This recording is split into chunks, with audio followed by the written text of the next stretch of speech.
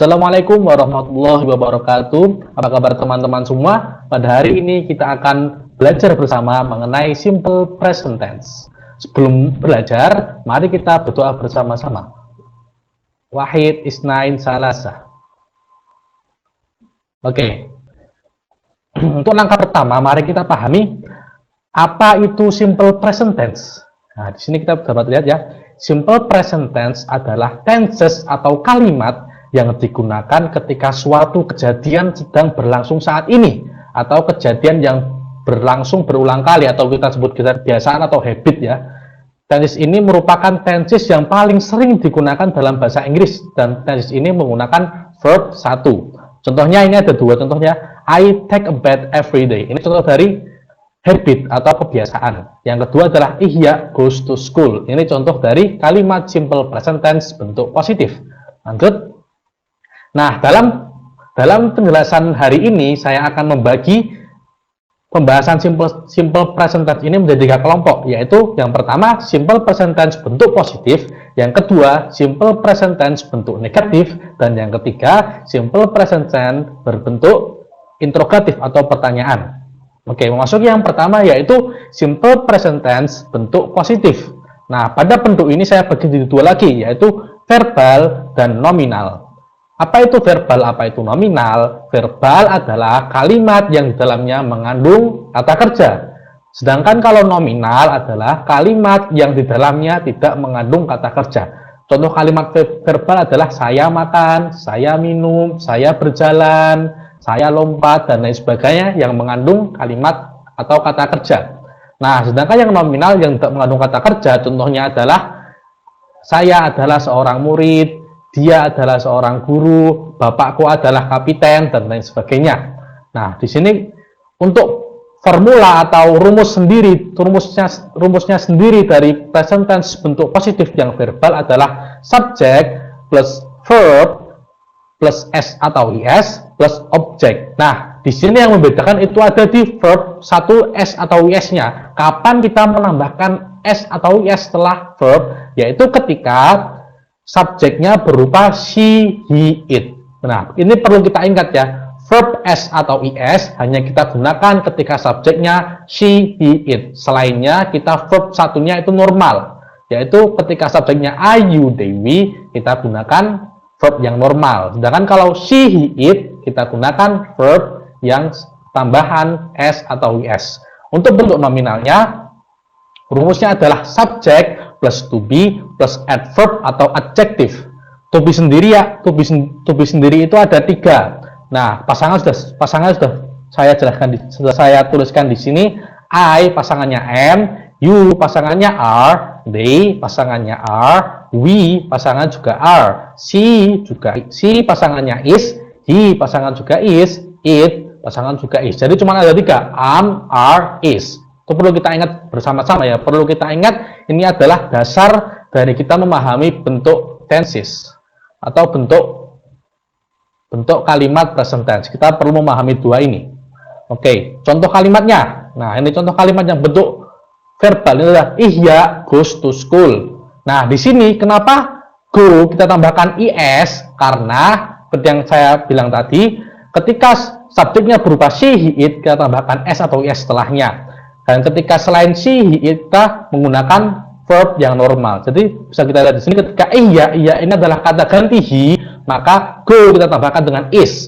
Kita tambahkan dengan s. Jadi Ihya goes to school. Sedangkan ketika kita menggunakan selain she, he, it, yaitu I, you, they, we, maka kita menggunakan verb yang normal. Jadi they go to school, bukan they goes to school. Itu salah. Yang benar adalah they go to school, karena they tidak perlu verb yang tambahkan dengan s atau is. Nah, selanjutnya contoh kalimat dari yang verbal adalah they are smart. Nah, di sini are itu merupakan pasangan dari they. To be dari they itu are. To be dari they itu are, ya. Nah, setelah itu ada she is beautiful dan I am diligent. Nah, di sini sesuai ya. She dia berpasangan dengan is, I berpasangan dengan am. Nah, seperti itu.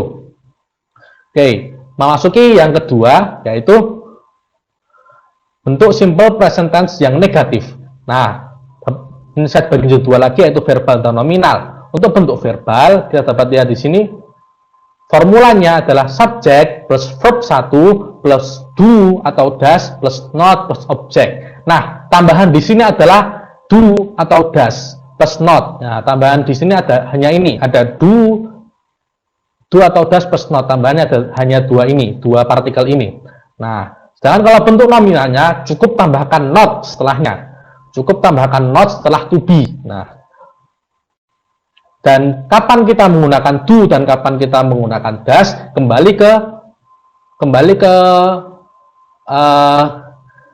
ke bentuk yang tadi atau kembali ke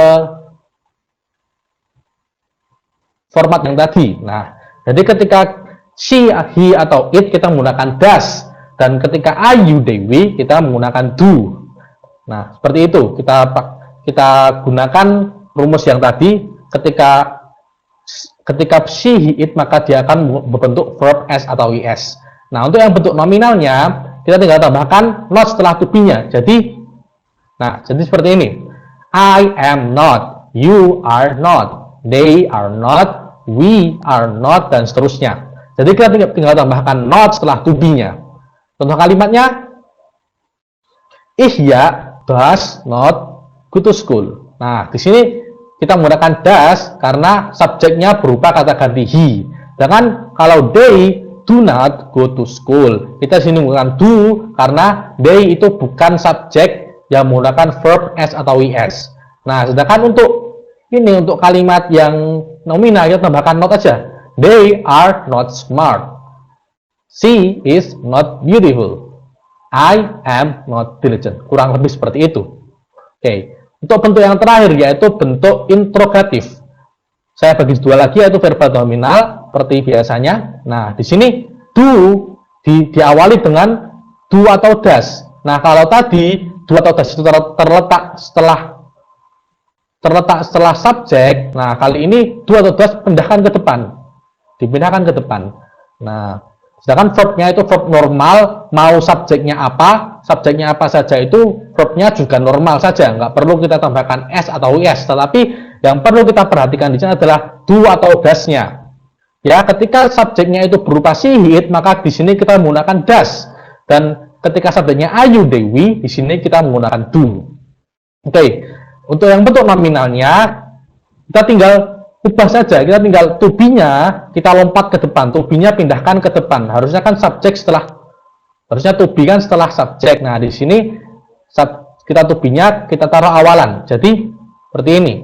Jadi kalau membuat kalimat interrogatif untuk nominal adalah is it, is he, is she. Jadi kita tinggal pindahkan to be itu ke depan kalimatnya. Contoh kalimatnya, nah, does Ihya go to school. Kalau tadi kita dalam bentuk yang negatif, Ihya does not go to school. Jadi does di sini kita taruh di awalan kalimat. Jadi does Ihya go to school. Begitu pula untuk yang do they go to school. Masih menggunakan aturan yang tadi. Ketika subjeknya berupa she, he, it, maka kita tambahkan s atau is. Sedangkan kalau subjeknya they, we, are, I, you, they, we, nah, maka tidak perlu ditambahkan s atau is. Nah, sama juga untuk yang nominalnya. Kalau tadi kalimat positifnya they are smart, are-nya kita pindahkan ke depan jadi are they smart. Nah, dan seterusnya is she beautiful dan am I diligent. Nah, mungkin cukup sekian yang dapat saya sampaikan pada pertemuan kali ini. Kurang lebihnya mohon maaf. Wassalamualaikum warahmatullahi wabarakatuh.